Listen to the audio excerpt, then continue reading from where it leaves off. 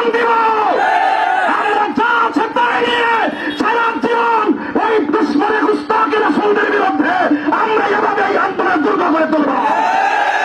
ইসলাম ধর্ম ও রাসূল সাল্লাল্লাহু আলাইহি সাল্লামকে নিয়ে ভারতের মহারাষ্ট্রের বিতর্কিত হিন্দু পুরোহিত রামগিরি মহারাজ কটূক্তি করায় এবং বিজেপি নেতা নীতেশ রান তা সমর্থন করার প্রতিবাদে আখাউড়ায় আহলে সুন্নাত ওয়াল জামাতের সমন্বয় কমিটির উদ্যোগে বিক্ষোভ ও প্রতিবাদ মিছিল অনুষ্ঠিত হয়েছে। আজ শুক্রবার 27শে সেপ্টেম্বর বাদ আসর আখাউড়া রেলওয়ে মসজিদ সংলগ্নে মানববন্ধন ও প্রতিবাদ মিছিল করেন আহলে সুন্নাত ওয়াল জামাতের অনুসারীরা। প্রতিবাদ মিছিলটি আখাউড়া রেলওয়ে মসজিদের সামনে থেকে পৌর মঞ্চে এসে শেষ হয়।